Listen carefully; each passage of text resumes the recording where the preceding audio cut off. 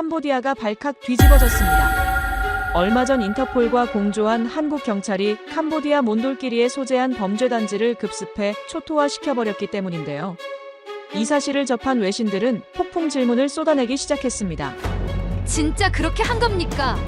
당신들 제정신입니까? 외신의 질문에 한국은 한마디로 대답했는데요. 우린 국민만 생각합니다. 현장에서 죽을 뻔한 30대 청년의 진술로 시작된 이번 사연은 저희 감동 챌린지 운영진도 감동의 눈물을 흘리지 않을 수 없었습니다. 그 사연 지금 바로 확인하시죠. 그 전에 여러분의 구독과 좋아요는 영상 제작에 아주 큰 힘이 됩니다. 어디서 듣고 계신지도 알려주세요. 우리 대한민국 국민은 항상 하나로 연결됩니다. 저는 20대 후반의 평범한 청년이었습니다. 해외 취업을 꿈꾸며 베트남행 비행기에 올랐던 그날, 제 인생이 완전히 뒤바뀔 줄은 몰랐죠. 선천성 심장 부정맥과 고혈압 초기 진단을 받았던 저는 늘 약을 챙겨 먹어야 했어요. 하지만 그날 밤, 몬돌끼리 국경지대 어딘가에 갇혀있던 저에게 약은 이미 사치였습니다. 건물 안은 숨이 막힐 듯 답답했어요. 무장한 경비들이 복도를 오가는 발소리가 들릴 때마다 온몸이 얼어붙었죠. 캄보디아 국경에서 불과 50m도 떨어지지 않은 이곳은 법이 닿지 않는 곳이었습니다. 며칠째 강요된 작업으로 몸은 한계에 달했고 수면은 거의 취하지 못했어요. 입술은 바짝 말랐고 손끝은 차갑게 식어갔죠. 그날 밤 심장이 이상하게 뛰기 시작했습니다. 두근거림이 아니었어요. 심장이 제멋대로 춤을 추듯 불규칙하게 요동쳤죠. 가슴을 움켜쥐었지만 소용없었어요. 숨을 들이마셔도 공기가 폐까지 닿지 않는 것 같았습니다. 식은땀이 등줄기를 타고 흘러내렸고 시야가 점점 흐려졌어요. 아, 이제 끝이구나. 바닥에 주저앉았습니다. 차가운 시멘트 바닥이 뺨에 닿았죠. 고개를 돌리니 창문 너머로 희미한 달빛이 보였어요. 한국에 계실 어머니 얼굴이 떠올랐습니다. 아들아, 약 꼭 챙겨 먹어야 해. 늘 당부하시던 어머니의 목소리가 귓가에 맴돌았죠. 죄송하다는 말도 못하고 이렇게 가는 건가 싶었어요. 그때였습니다. 밖에서 갑작스러운 고함 소리가 들려왔어요. 여러 사람의 발소리가 복도를 향해 달려오는 소리, 무전기 소리, 그리고 무언가 부딪히는 둔탁한 소음. 제 심장은 더 빠르게 뛰었지만 이번엔 공포가 아닌 다른 감정이 섞여 있었습니다. 문을 두드리는 소리가 들렸어요. 아니, 두드리는 게 아니라 부수는 소리였죠. 그리고 들렸습니다. 분명한 한국말이었어요. 안에 사람 있습니까? 대한민국 경찰입니다. 한국말이었습니다. 제가 태어나서 처음 배운 제 모국어였죠. 귀를 의심했어요. 여기가 어딘데? 이 먼 베트남 국경지대에서 한국 경찰의 목소리를 듣다니 꿈인가 싶었습니다. 문이 박살나는 소리와 함께 빛이 쏟아져 들어왔어요. 눈이 부셨지만 그 빛 속에서 방탄복을 입은 사람들의 실루엣이 보였습니다. 누군가 제게 달려왔죠.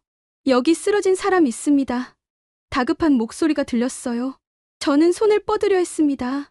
하지만 손가락 하나 움직이지 않았죠. 시야가 좁아지면서 모든 소리가 멀어졌어요. 마지막으로 느낀 건 누군가 제 목에 손을 대는 감촉이었습니다. 맥박 약합니다. 빨리요. 그 순간 저는 의식을 잃었습니다. 하지만 이상하게도 두렵지 않았어요. 한국말을 하는 사람들이 제 곁에 있다는 것, 그것만으로도 안심이 됐습니다. 저는 혼자가 아니었어요. 어둠 속으로 빠져들면서 마지막으로 든 생각은 이것이었습니다. 나를 찾으러 온 거구나. 포기하지 않았구나. 심장은 여전히 불규칙하게 뛰었지만 그 순간만큼은 희망이 함께 뛰고 있었습니다. 눈을 떴을 때 천장이 보였습니다. 낡은 형광등이 깜빡거리고 있었어요. 몸을 움직이려 했지만 힘이 들어가지 않았죠. 그때 누군가 제 손목을 잡았습니다. 깜짝 놀라 고개를 돌렸어요. 방탄복을 입은 남자가 제 맥을 재고 있었습니다. 30대 중반쯤 되어 보이는 그는 이마에 땀을 흘리며 초침을 세고 있었어요. 가슴에 붙은 명찰이 보였죠. 코리아 전담반이라고 적혀 있었습니다. 맥박이 불안정합니다. 구급차 언제 옵니까? 그가 무전기에 대고 말했어요. 목소리는 단호했지만 조급함이 섞여 있었죠. 저는 입을 열려 했습니다. 저는 목소리가 제대로 나오지 않았어요. 입술이 갈라져 있었고 혀는 바짝 말라 있었죠. 물 드릴게요. 천천히 마세요. 다른 경찰이 물병을 제 입에 대주었습니다. 물이 목구멍을 타고 넘어갈 때 저는 살아있다는 걸 실감했어요. 며칠 만에 마시는 깨끗한 물이었죠. 눈물이 핑 돌았습니다. 이름이 어떻게 되세요? 제 이름을 말하자 그들은 서로 고개를 끄덕였어요. 한 명이 태블릿을 꺼내 무언가를 확인했죠. 맞습니다. 실종 신고된 분 맞아요. 가족분들이 심장 질환 있다고 하셨는데 지금 복용하는 약 있으세요? 저는 고개를 저었습니다. 약. 이름을 말하려 했지만 기억이 나지 않았어요. 머릿속이 뒤죽박죽이었죠. 그러자 경찰 한 명이 제 주머니를 뒤지기 시작했습니다. 지갑을 꺼내더니 안에 든 약국 영수증을 찾아냈어요. 여기 있습니다. 고혈압약하고 부정맥 약이네요. 그들은 바로 사진을 찍어 어딘가로 전송했습니다. 저는 그 모습을 멍하니 바라봤어요. 이 사람들은 저를 신문하지 않았습니다. 어떻게 여기 왔는지, 무슨 일을 했는지 묻지 않았어요. 먼저 제 맥을 재고 물을 주고 약을 확인했죠. 바닥에 놓인 산소통에서 마스크를 꺼낸 경찰이 제 얼굴에 씌워주었습니다. 차가운 산소가 코와 입으로 들어왔어요. 숨이 조금씩 편해졌죠. 심장은 여전히 불규칙하게 뛰었지만 아까보다는 나았습니다. 구급차 10분 후 도착합니다. 무전기에서 목소리가 흘러나왔어요. 제 곁을 지키던 경찰이 안도의 한숨을 내쉬었죠. 그는 제 어깨를 가볍게 두드렸습니다. 조금만 참으세요. 곧 병원 갑니다. 그 순간 깨달았어요. 저는 검거 대상이 아니었습니다. 범죄자로 취급받는 게 아니었죠. 이 사람들은 저를 구하러 온 거였어요. 한국에서 이 먼 베트남 국경까지 저를 찾으러 온 거였습니다.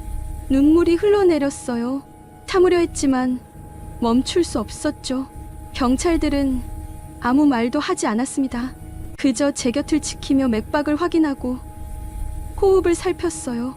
밖에서 소란스러운 소리가 들렸습니다. 여러 사람의 목소리, 삐걱거리는 바닥 소리, 무언가 끌려가는 소리. 저를 가둔 사람들이 연행되고 있는 거겠죠. 하지만 저는 그쪽을 보지 않았어요. 천장만 바라보며 산소 마스크 너머로 숨을 쉬었습니다. 가족분들한테 연락 왔어요. 무사하다고 전했습니다. 경찰이 휴대전화를 보여줬어요. 화면에는 어머니가 보낸 메시지가 떠 있었죠. 제발 우리 아들 살려주세요. 심장이 안 좋아요. 며칠 전에 보낸 메시지였습니다. 그 아래로 방금 전 답장이 보였어요. 무사히 구조했습니다. 지금 병원으로 이동 중입니다. 저는 울음을 삼켰습니다. 어머니는 포기하지 않으셨구나. 계속 저를 찾으셨구나. 그리고 이 사람들은, 이 한국 경찰들은 정말로 저를 찾아낸 거구나. 구급차 사이렌 소리가 가까워졌어요. 경찰들이 움직이기 시작했죠. 들것이 들어왔고 저는 조심스럽게 옮겨졌습니다. 몸을 움직일 때마다 온몸이 욱신거렸지만 이상하게 두렵지 않았어요. 구급차로 옮겨지면서 마지막으로 본 건 방탄복을 입은 경찰들이 제게 손을 흔드는 모습이었습니다. 힘내세요. 누군가 소리쳤어요. 저는 고개를 끄덕였죠. 구급차 문이 닫히고 사이렌이 울렸습니다. 저는 보호받고 있었어요. 한국인으로서, 한 사람의 국민으로서 보호받고 있었습니다. 범죄자가 아니라 환자로, 구조가 필요한 사람으로 대우받고 있었죠. 심장은 여전히 불안정했지만 마음만큼은 조금씩 안정을 찾아가고 있었습니다. 프놈펜 시내 병원 응급실은 혼란스러웠습니다. 형광등 불빛, 아래 여러 나라 경찰들이 모여 있었어요.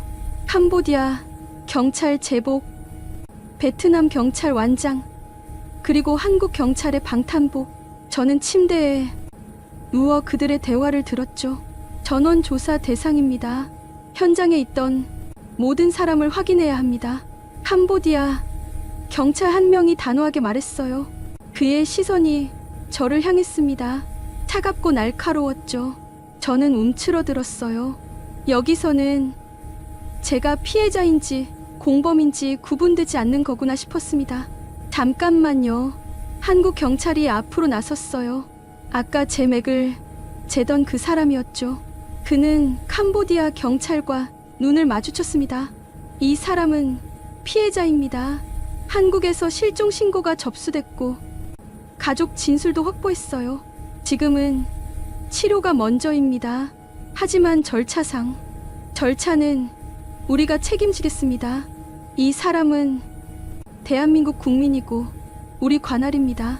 목소리에 힘이 실려 있었어요. 양보할 수 없다는 단호함이 느껴졌죠. 캄보디아 경찰이 미간을 찌푸렸습니다. 당신들이 여기서 권한을 합동 작전 협약 기억하시죠? 자국민 보호는 각국 경찰 고유 권한입니다. 한국 경찰이 서류를 꺼내 보여줬어요. 캄보디아 경찰은 그것을 받아들고 훑어봤죠. 한참을 들여다보더니 혀를 찼습니다. 하지만 더 이상 반박하지 않았어요. 저는 그 광경을 지켜보며 가슴이 뜨거워졌습니다. 낯선 땅에서 다른 나라 경찰 앞에서도 물러서지 않는 모습. 저 때문에 저렇게 싸우고 있다는 게 믿기지 않았어요. 의사가 들어왔습니다. 청진기를 꺼내 제 심장 소리를 들었죠. 표정이 심각해졌어요. 심박수가 불규칙합니다. 언제부터였죠? 며칠 전부터요. 약을 못 먹어서. 약이 뭔데요? 한국 경찰이 재빨리 사진을 보여줬습니다. 아까 찍어둔 약 영수증이었어요. 의사는 고개를 끄덕이며 간호사에게 지시했죠. 혈압 재고, 심전도 준비하세요. 응급약 투여 준비도요. 간호사가 제 팔에 혈압계를 감았습니다. 기계가 조여들면서 팔이 아팠어요. 숫자가 화면에 떴죠. 의사의 눈썹이 올라갔습니다. 160에 120. 너무 높아요. 지금 당장 약 투여해야 합니다. 잠깐만요. 캄보디아 경찰이 다시 끼어들었어요. 약 투여 전에 혈액 검사가 필요합니다. 마약 복용 여부를. 지금 이 사람 죽으라는 겁니까? 한국 경찰이 버럭 소리를 질렀어요. 응급실 안이 순간 조용해졌죠. 모두가 그를 쳐다봤습니다. 그는 한 발짝 더 다가서며 말했어요. 검사는 나중에 해도 됩니다. 지금은 생명이 먼저예요. 우리가 책임지겠습니다. 뭔가 문제 생기면 우리 정부한테 따지세요. 침묵이 흘렀습니다. 캄보디아 경찰이 무전기를 들더니 누군가와 통화를 했어요. 한참 뒤 고개를 끄덕였죠. 좋아요. 하지만 한국 경찰이 모든 책임진다는 각서 받겠습니다. 지금 당장 쓰겠습니다. 한국 경찰이 펜을 꺼냈어요. 종이를 받아들고 바로 서명했죠. 망설임이 없었습니다. 그 모습을 보며 저는 울컥했어요. 의사가 주사를 준비했습니다. 바늘이 제 팔에 들어왔어요. 차가운 액체가 혈관을 타고 흐르는 게 느껴졌죠. 몇 분 지나지 않아 심장 박동이 조금씩 안정되기 시작했습니다. 한국 경찰이 제 침대 옆에 섰어요. 그는 제 어깨를 가볍게 두드렸습니다.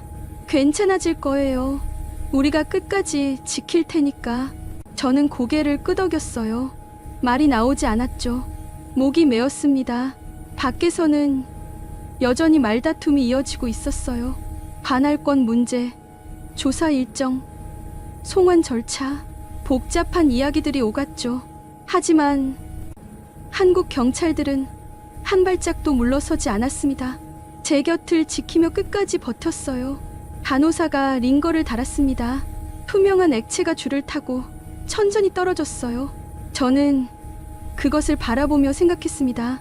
여기는 한국이 아닌데, 제 나라가 아닌데, 그래도 저는 보호받고 있구나.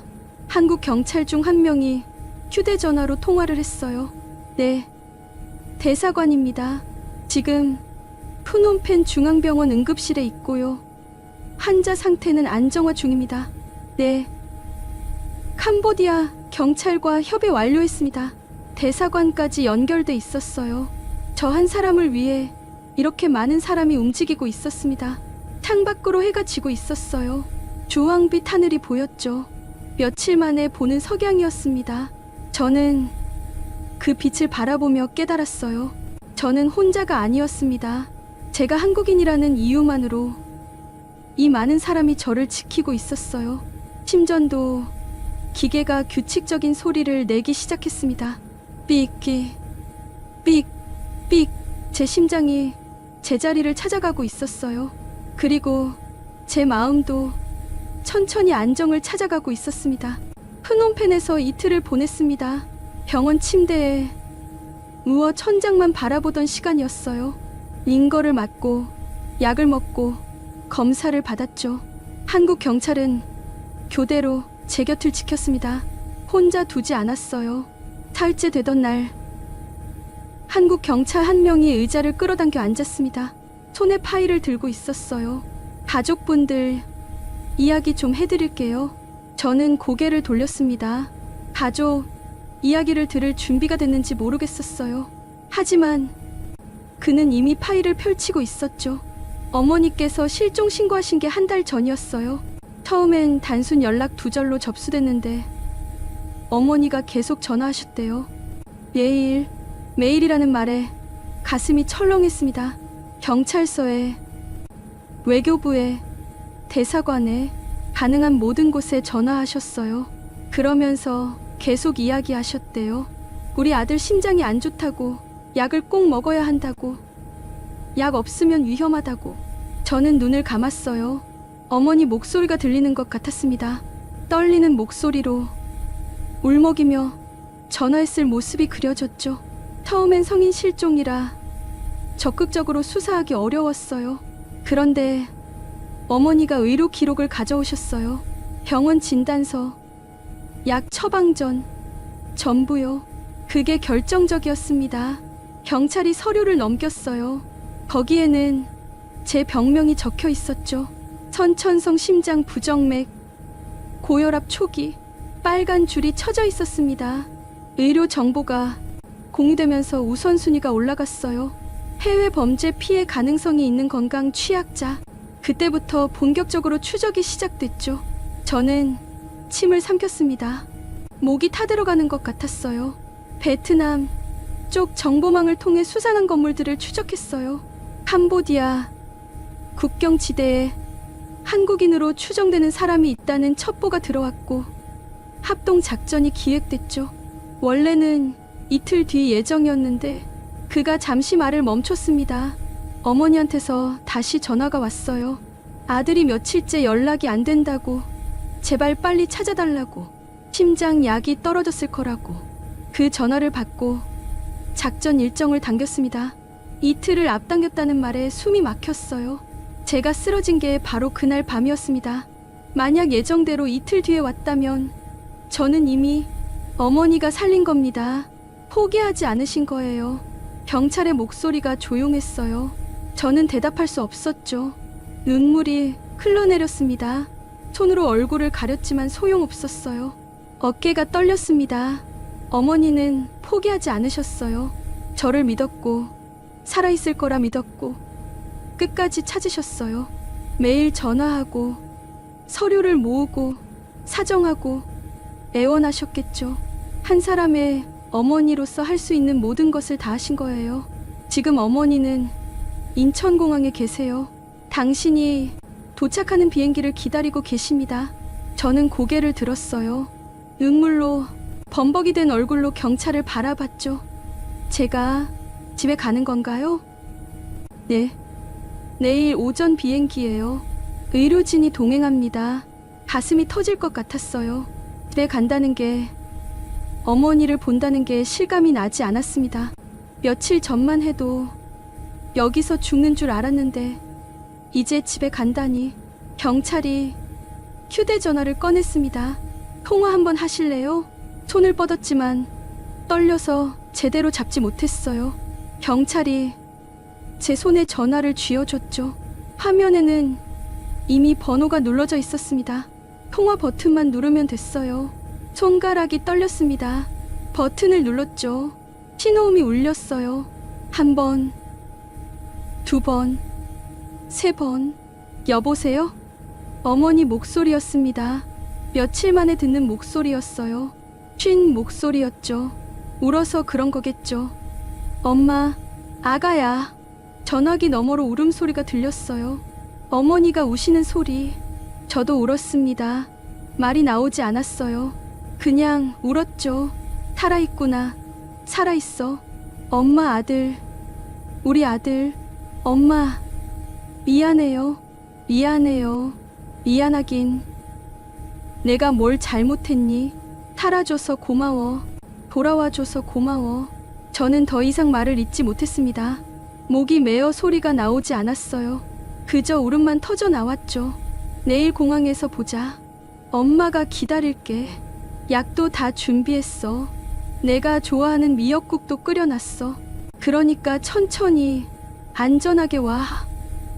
네. 네. 통화가 끊어졌습니다. 저는 전화기를 내려놓지 못하고 한참을 쥐고 있었어요. 경찰이 조심스럽게 받아갔습니다. 어머니, 대단하세요. 정말 대단한 분이십니다. 저는 고개를 끄덕였어요. 어머니는 저를 포기하지 않으셨습니다. 제가 살아있을 거라는 희망을 놓지 않으셨어요. 그 믿음이 저를 살린 겁니다. 창밖으로 별이 보였어요. 프놈펜 밤하늘의 별. 한국에서도 같은 별을 보고 계실까요? 어머니도 이 밤하늘을 보며 저를 기다리고 계실까요? 저는 살아야 했습니다. 어머니를 만나야 했어요. 그리고 말씀드려야 했죠. 살아 돌아와서 감사하다고. 포기하지 않아주셔서 감사하다고. 심전도 기계가 규칙적으로 소리를 냈습니다. 제 심장은 이제 살아야 할 이유를 알고 있었어요. 집으로 가야 한다는 것, 어머니를 만나야 한다는 것, 그것만으로도 뛸 이유는 충분했습니다. 인천공항에 도착했을 때 다리에 힘이 들어가지 않았습니다. 의료진이 휠체어를 준비했어요. 처음엔 거절하려 했죠. 제 발로 걷고 싶었으니까요. 하지만 2걸음도 걷지 못하고 주저앉았습니다. 천천히 하세요. 몸이 아직 회복 안 됐어요. 간호사가 부축해줬어요. 휠체어에 앉았죠. 부끄러웠지만 어쩔 수 없었습니다. 입국장 문이 열렸어요. 사람들이 보였습니다. 마중 나온 가족들, 환영 피켓, 카트를 끄는 여행객들. 그 사이에서 어머니가 보였어요. 한참을 서 계셨습니다. 목을 길게 빼고 문만 바라보고 계셨죠. 제가 보이자 손을 들어 흔드셨어요. 아니, 흔들다가 주저앉으셨습니다. 옆에 있던 사람이 부축했어요. 엄마, 소리쳤지만 목소리가 잘 나오지 않았어요. 간호사가 휠체어를 밀어줬습니다. 어머니께 다가갔죠. 가까워질수록 어머니 얼굴이 또렷해졌어요. 살이 빠지셨어요. 뺨이 푹 꺼졌고 눈 밑에는 다크서클이 깊게 패여 있었죠. 며칠 동안 제대로 주무시지 못한 게 한눈에 보였습니다. 우리 아들, 어머니가 제 얼굴을 2 손으로 감싸셨어요. 손이 차가웠습니다. 떨리고 있었죠. 저는 어머니 손을 잡았어요. 엄마, 나 왔어요. 그래, 왔구나. 정말 왔어. 어머니가 우셨습니다. 소리 없이 눈물만 흘리셨어요. 저도 울었죠. 공항 한복판에서 모자가 부둥켜 안고 울었습니다. 자, 이제 병원 가야죠. 의료진이 조심스럽게 말했어요. 어머니가 고개를 끄덕이셨습니다. 그래야지. 빨리 가자. 공항 밖에 앰뷸런스가 대기하고 있었어요. 일반 구급차가 아니라 특수 의료 차량이었습니다. 안에는 각종 장비가 갖춰져 있었죠. 이것까지 필요한 건가요? 제가 물었습니다. 의료진이 고개를 끄덕였어요. 안전하게 가야죠. 만약을 대비해서요. 앰뷸런스에 올랐습니다. 어머니도 함께 타셨어요. 문이 닫히고 차가 출발했죠. 타일에는 울리지 않았지만 빠르게 달렸습니다. 서울 시내가 창밖으로 지나갔어요. 익숙한 간판들, 빌딩들, 도로, 한 달 만에 보는 풍경이었죠. 그리워했던 거리였어요. 병원에 도착했습니다. 응급실이 아니라 별도의 입구였어요. 이미 의료진이 대기하고 있었죠. 휠체어로 옮겨져 안으로 들어갔습니다. 바로 검사실로 갑니다. 복도를 지나 엘리베이터를 탔어요. 3층 심장내과. 문이 열리자 하얀 복도가 나타났습니다. 소독약, 냄새가 났죠. 검사실에 들어갔어요. 침대에 눕자 여러 개의 선이 제 몸에 붙었습니다. 심전도, 혈압계, 산소포화도 측정기. 기계들이 삐삐 소리를 내기 시작했어요. 의사가 들어왔습니다. 50대쯤 되어 보이는 남자였어요. 태블릿을 들고 제 차트를 확인했죠. 베트남에서 보내온 기록 봤습니다. 상태가 좋지 않네요. 많이 안 좋은가요? 일단 정밀 검사부터 해봐야죠. 심장 초음파 찍고 혈액 검사하고 엑스레이도 찍어야 합니다. 검사가 시작됐어요. 초음파 기계가 제 가슴에 댔습니다. 차가운 젤이 발라졌고 기계가 움직였죠. 모니터에 제 심장이 보였어요. 뛰고 있었습니다. 불규칙하게. 의사의 표정이 굳어졌어요. 간호사와 뭔가 이야기를 나눴죠. 목소리가 낮았습니다. 잘 들리지 않았어요. 1시간 넘게 검사를 받았습니다. 피를 뽑고 사진을 찍고 기계에 들어갔다 나왔어요. 몸은 녹초가 됐지만 마음은 더 불안했죠. 대기실로 돌아왔을 때 어머니가 기다리고 계셨어요. 의사가 우리 앞에 앉았습니다. 손에 여러 장의 사진을 들고 있었어요. 결과가 나왔습니다. 침을 삼켰어요.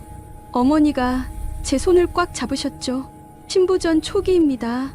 심부전. 그 말이 귓가에 맴돌았어요. 심장이 제 기능을 못하고 있어요.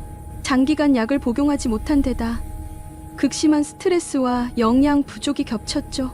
지금 상태로는. 의사가 말을 멈췄습니다. 어머니의 손이 더 세게 제 손을 쥐었어요. 이번 치료가 필요합니다. 중환자실로 가셔야 해요. 중환자실. 그 말에 온몸이 얼어붙었어요. 살아 돌아왔는데, 집에 왔는데 다시 죽음 앞에 선 건가요? 얼마나 위험한가요? 제 목소리가 떨렸습니다. 의사가 저를 똑바로 봤어요.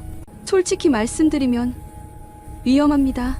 지금 심장이 매우 약해져 있어요. 언제 멈춰도 이상하지 않은 상태죠. 어머니가 흐느끼기 시작했어요. 저는 어머니를 봤습니다. 이렇게 힘들게 저를 찾으셨는데 이제 와서 이럴 수는 없었어요. 치료하면 나아질 수 있나요? 최선을 다하겠습니다. 하지만 보장은 못 드려요. 보장은 못한다는 말. 그 말이 가슴에 박혔어요.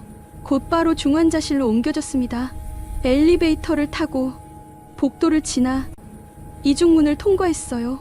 중환자실 안은 조용했습니다. 기계 소리만 가득했죠. 침대에 누웠어요. 여러 개의 선이 다시 연결됐습니다. 심전도 기계가 삐삐 소리를 냈어요. 불규칙한 간격이었죠. 어머니는 유리 너머에서 저를 바라보셨어요. 안으로 들어올 수 없었습니다. 면회 시간이 정해져 있었거든요. 어머니가 손을 흔드셨어요. 저도 손을 들어 흔들었죠. 천장만 보였습니다. 하얀 천장, 형광등, 에어컨 바람구. 베트남에서 본 낡은 천장과는 달랐어요. 깨끗하고 밝았죠. 하지만 두렵기는 마찬가지였습니다. 심장이 뛰었어요. 불규칙하게, 약하게. 저는 다시 죽음 앞에 서 있었습니다. 한국 땅을 밟았지만, 집에 왔지만 끝이 아니었어요. 중환자실 첫날 밤은 길었습니다. 잠을 이룰 수 없었어요. 심전도 기계 소리가 귀에 박혔죠. 삐삐삐. 불규칙한 간격이 제 불안을 그대로 보여주는 것 같았습니다. 새벽 2시쯤 간호사가 들어왔어요. 혈압을 재고 체온을 쟀죠. 링거를 확인하고 기록지에 뭔가를 적었습니다. 잠이 안 오세요? 조용히 물었어요. 저는 고개를 끄덕였죠. 무섭죠. 처음엔 다들 그래요. 간호사가 의자를 끌어당겨 앉았습니다. 규정상 오래 머물 수는 없었을 텐데 잠시 머물러 줬어요. 여기 환자분들 다들 힘든 싸움을 하고 계세요. 하지만 포기하지 않으시더라고요. 의료진도 환자분들도. 저도 이길 수 있을까요? 이길 수 있어요. 우리가 도와드릴게요. 간호사가 미소 지었습니다. 피곤해 보이는 얼굴이었지만 따뜻한 미소였어요. 그 미소를 보며 조금 안심이 됐죠. 아침이 밝았습니다. 6시에 의료진이 들어왔어요. 의사 2명, 간호사 3명. 회진 시간이었죠. 담당 의사가 차트를 보며 말했습니다. 어젯밤 심박수 그래프 봤어요. 여전히 불안정하네요. 많이 안 좋나요? 솔직히 말씀드리면 예상보다 상태가 좋지 않아요. 약물 치료만으로는 부족할 것 같습니다. 가슴이 철렁했어요. 약물 치료로도 안 된다니. 그럼 어떻게 해야 하나요? 심장 전기, 충격 치료를 고려해야 할 것 같아요. 심장 리듬을 강제로 조율하는 거죠. 전기, 충격. 드라마에서나 봤던 그 장면이 떠올랐어요. 패드를 가슴에 대고 몸이 튀어오르는. 위험하지 않나요? 위험은 있어요. 하지만 지금 상태를 방치하는 게 더 위험합니다. 의사가 제 눈을 똑바로 봤어요. 살아서 돌아오신 게 기적입니다. 이제는 우리가 책임지겠습니다. 포기하지 마세요. 그 말에 뭉클했어요. 책임지겠다는 말, 포기하지 말라는 말. 저는 고개를 끄덕였습니다. 치료받겠습니다. 준비가 시작됐어요. 동의서에 서명하고 추가 검사를 받았죠. 어머니가 면회 오셨을 때 말씀드렸습니다. 엄마, 전기 충격 치료받기로 했어요. 어머니는 한참 아무 말도 못 하셨어요. 그러다 고개를 끄덕이셨죠. 의사 선생님들 믿어야지. 우리 아들 살려주실 거야. 치료는 다음날 오전으로 잡혔습니다. 그날 밤도 잠을 이루지 못했어요. 내일이면 제 심장에 전기가 흐를 거예요. 그게 저를 살릴지 아니면. 새벽에 간호사가 또 들어왔습니다. 어젯밤 그 간호사였어요. 내일 치료 받으신다고요? 네, 잘 될 거예요. 우리 과장님 실력 좋으세요. 이런 치료 수백 번도 넘게 하셨어요. 수백 번이요? 네, 그러니까 걱정 마세요. 선생님들 다 베테랑이세요. 조금 마음이 놓였습니다. 수백 번. 경험이 많다는 뜻이었죠. 치료 당일 아침 금식이었어요. 물도 마실 수 없었죠. 입술이 바짝 말랐습니다. 9시에 침대째 이동했어요. 치료실로 향했죠. 치료실은 생각보다 넓었습니다. 큰 기계들이 놓여 있었어요. 모니터들, 의료 장비들, 의사와 간호사 6명이 대기하고 있었죠. 긴장하셨죠? 담당 의사가 말했습니다. 네, 많이요. 마취할 거예요. 금방 끝나요. 깨어나면 심장이 제자리를 찾을 겁니다. 침대에 누웠어요. 마취과 의사가 다가왔죠. 주사기를 들고 있었습니다. 천천히 숫자 세보세요. 100부터 거꾸로. 주사가 팔에 들어왔어요. 차가운 느낌이 혈관을 타고 올라왔죠. 100, 99, 98. 숫자를 세었어요. 눈꺼풀이 무거워졌습니다. 97, 96. 의식이 흐릿해졌어요. 90. 깜깜했습니다. 눈을 떴을 때 다시 중환자실이었어요. 천장이 보였죠. 심전도 기계 소리가 들렸습니다. 삐, 삐, 피, 삐. 달랐어요. 간격이 규칙적이었습니다. 깨어나셨네요. 간호사가 다가왔어요. 웃고 있었죠. 치료 잘 됐어요. 심장 리듬 정상으로 돌아왔습니다. 정상. 그 말이 믿기지 않았어요. 손을 가슴에 댔습니다. 심장이 뛰고 있었어요. 규칙적으로, 힘차게. 눈물이 났어요. 살았구나. 정말 살았구나. 의사가 회진을 왔습니다. 좋아요. 아주 좋아요. 이제 약물 치료 병행하면서 경과 지켜보죠. 며칠 더 중환자실에 계셔야 하지만 고비는 넘겼어요. 감사합니다. 그 말밖에 할 수 없었어요. 의사가 제 어깨를 두드렸습니다. 우리 일이에요. 환자분이 포기하지 않으신 덕분이기도 하고요.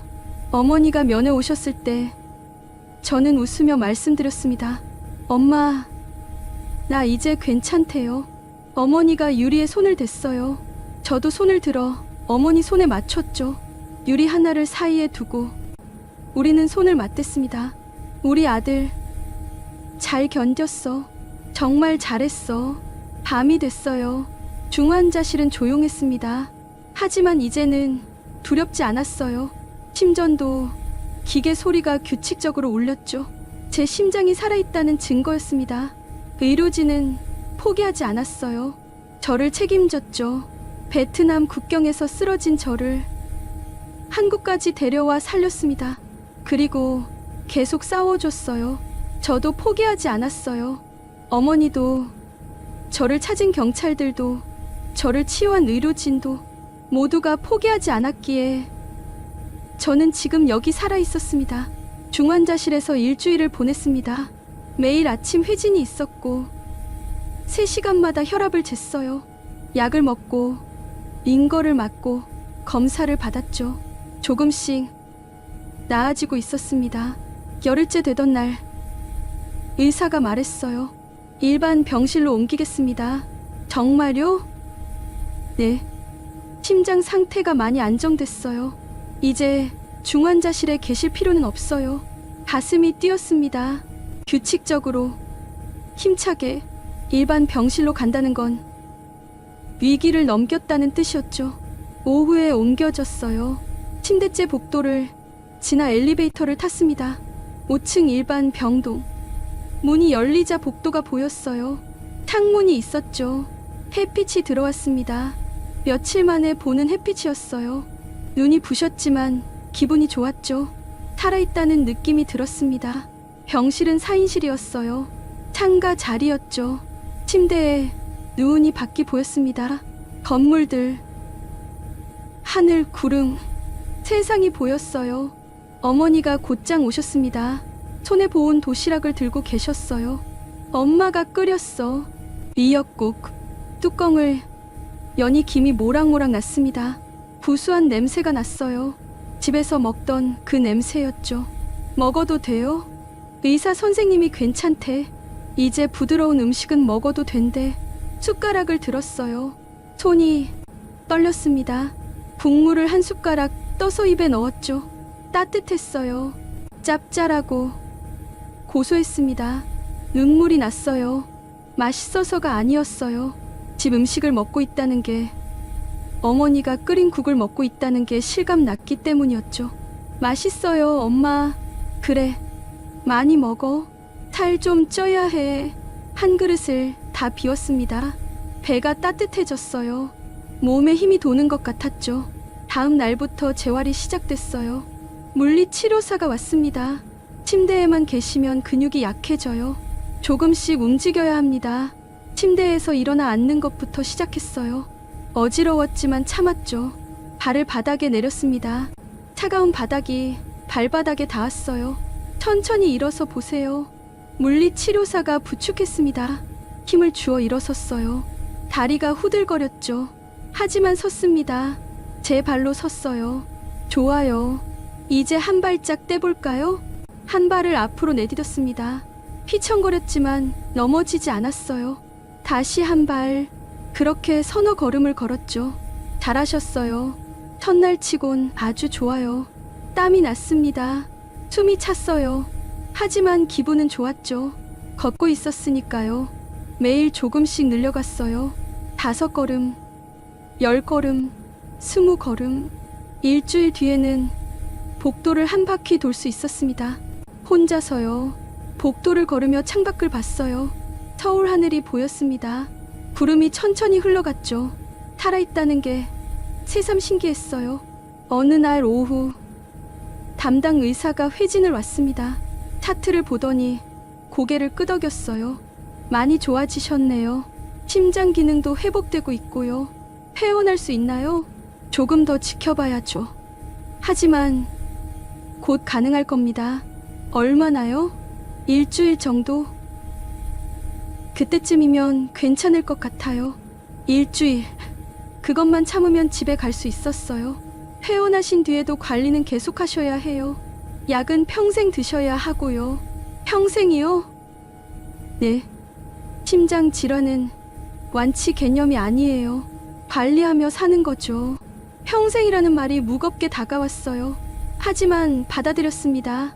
살 수 있다면, 관리하며 살 수 있다면 그걸로 충분했어요. 이제 관리만 잘하면 됩니다. 정기적으로 병원 오시고 약 잘 챙겨 드시고 무리하지 마세요. 네, 그렇게 할게요. 의사가 제 어깨를 두드렸습니다. 잘 견뎌내셨어요. 정말 대단하십니다. 의사가 나간 뒤 저는 창밖을 바라봤어요. 해가 지고 있었습니다. 노을이 하늘을 물들이고 있었죠. 주황색, 분홍색, 보라색, 아름다운 색들이었습니다. 며칠 전만 해도 이 노을을 다시 볼 수 있을지 몰랐어요. 베트남 국경 그 건물에서, 중환자실에서 저는 죽음을 생각했죠. 하지만 지금 저는 살아서 이 노을을 보고 있었습니다. 어머니가 저녁 면회를 오셨어요. 손에 또 도시락을 들고 계셨죠. 오늘은 소고기 미역국이야. 기운 좀 내라고. 함께 저녁을 먹었습니다. 창밖으로 노을이 보였어요. 어머니도 노을을 보셨죠. 예쁘다. 어머니가 중얼거리셨어요. 엄마, 응? 살아서 이렇게 같이 있는 게 꿈 같아요. 어머니가 제 손을 잡으셨습니다. 따뜻한 손이었어요. 꿈이 아니야. 현실이야. 우리 아들 살아 돌아왔어. 손을 꽉 잡았습니다. 어머니 손, 제 손. 우리는 살아 있었어요. 일주일 뒤 퇴원 날이 왔습니다. 짐을 쌌어요. 많지 않았죠. 며칠치 옷가지랑 세면도구뿐이었습니다. 퇴원 수속을 마치고 병원 로비로 나왔어요. 자동문이 열렸습니다. 바깥 공기가 들어왔죠. 시원했어요. 차에 탔습니다. 어머니가 운전대를 잡으셨어요. 시동을 걸었죠. 집 가자. 네, 엄마. 차가 출발했습니다. 병원이 멀어졌어요. 거울로 보니 점점 작아지더니 사라졌죠. 집으로 가는 길. 창밖으로 서울 거리가 지나갔습니다. 익숙한 풍경들이었어요. 돌아왔구나. 정말 집에 가는구나. 심장이 뛰었습니다. 규칙적으로, 힘차게, 다시 뛰는 심장. 살아있는 심장이었습니다. 집에 도착했을 때 현관문 앞에서 한참을 섰습니다. 익숙한 문패가 보였어요. 오래된 현관, 신발장, 벽에 붙은 가족 사진. 한 달 전에 봤던 그 풍경이었죠. 들어가자. 어머니가 문을 여셨습니다. 신발을 벗고 안으로 들어갔어요. 집 냄새가 났습니다. 우리 집 냄새였죠. 거실 소파에 앉았어요. 푹 쉬냈습니다. 병원 침대와는 달랐어요. 창밖으로 익숙한 골목이 보였죠. 아이들이 뛰어노는 소리가 들렸습니다. 잠깐만. 어머니가 방으로 들어가셨어요. 곧 상자 하나를 들고 나오셨죠. 낡은 상자였습니다. 이거, 상자를 연히 서류들이 들어있었어요. 실종신고 접수증, 대사관 왕래 기록, 병원 진단서 사본. 어머니가 모아두신 거였죠. 매일 들고 다녔어. 경찰서 갈 때도, 외교부 갈 때도 서류를 한 장, 한 장 넘겨봤습니다. 날짜가 찍혀 있었어요. 제가 실종된 다음 날부터 시작됐죠. 끊임없이 이어진 기록들이었습니다.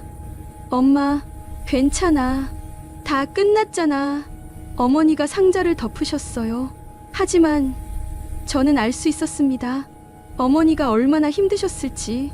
저녁을 먹었어요. 집밥이었습니다. 된장찌개, 김치, 계란말이. 평범한 반찬들이었지만 너무 맛있었어요. 한 그릇, 두 그릇을 비웠죠. 많이 먹네. 맛있어요. 다행이다. 입맛이 돌아왔구나.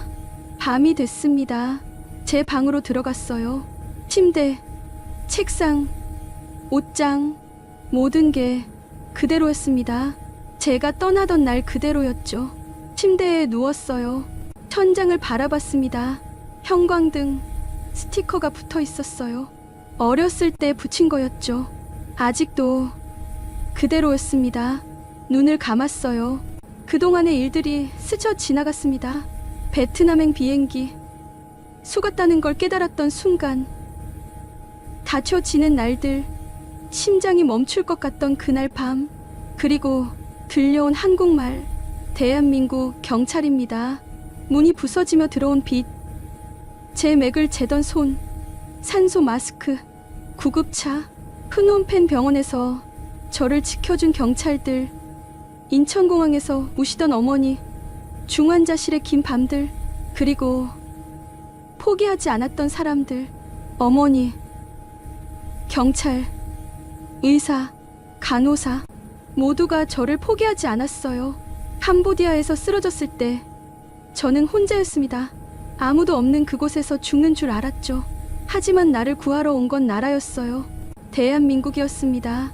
예정보다 이틀 앞당겨진 작전, 국경을 넘어 들어온 합동팀, 저를 범죄자가 아닌 환자로 대한 사람들, 외국 땅에서도 물러서지 않고 저를 지켜준 경찰들, 그리고 저를 살린 건 의료진이었어요.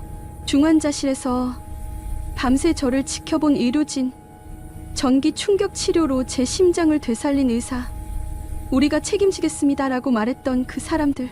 한 달 전만 해도 저는 평범한 청년이었습니다. 해외 취업을 꿈꾸던 특별할 것 없는 사람이었죠. 하지만 위기의 순간, 죽음 앞에 섰을 때 저는 깨달았어요. 저는 혼자가 아니었습니다. 한국인이라는 이유만으로, 대한민국 국민이라는 이유만으로 이 많은 사람이 저를 포기하지 않았어요. 가슴에 손을 댔습니다. 심장이 뛰고 있었어요. 규칙적으로, 힘차게. 이 심장은 제 것만이 아니었습니다. 저를 살린 모든 사람의 마음이 함께 뛰고 있었어요. 이제 저는 말할 수 있습니다. 확신을 가지고 말할 수 있어요. 한국인으로 태어난 게 내 인생 최고의 행운이었다고. 이 나라는 국경 밖에서도 자국민을 포기하지 않았습니다. 위기에 처한 한 사람을 위해 작전을 앞당겼고, 외국 경찰과 맞서 싸웠고, 끝까지 책임졌어요. 이 나라의 의료진은 죽어가던 심장을 되살렸습니다. 중환자실에서 밤을 새우며 저를 지켰고, 포기하지 마세요라고 말했죠. 저는 살아 돌아왔습니다. 그리고 이제 살아갈 겁니다. 이 심장을 가지고, 다시 뛰는 이 심장을 가지고요. 매일 아침 약을 먹을 때마다 기억할 겁니다. 저를 살린 사람들을, 포기하지 않았던 그 마음들을. 창밖으로 별이 보였어요. 서울 하늘의 별이었습니다. 베트남에서 본 별과 같은 별이었지만 느낌은 달랐어요. 이곳은 제가 속한 곳이었으니까요. 어머니가 문을 두드렸습니다. 자니? 아니요. 앉아요. 약 먹었어? 네, 먹었어요. 그래, 잘 자. 엄마. 응? 사랑해요. 잠시 침묵이 흘렀어요. 그러다 어머니 목소리가 들렸습니다. 약간 떨리는 목소리였죠. 나도 사랑해, 아들아. 발소리가 멀어졌어요. 저는 미소 지었습니다. 내일도 해가 뜰 겁니다. 제 심장은 계속 뛸 거예요. 저는 살아갈 겁니다. 한국인으로서, 이 나라가 살린 사람으로서 당당하게 살아갈 거예요. 여러분은 언제 한국이 따뜻하다고 느끼셨나요? 언제 이 나라가 자랑스러웠나요? 저는 죽음 앞에서 느꼈습니다. 국경 너머에서 들려온 한국말, 저를 포기하지 않은 사람들, 끝까지 책임진 의료진, 그 모든 순간이 제게 한국이었어요. 이 이야기가 여러분 마음에 닿았다면 구독과 좋아요 부탁드립니다. 그리고 댓글로 여러분의 이야기도 들려주세요. 저는 오늘도 살아있습니다. 다시 뛰는 심장과 함께요.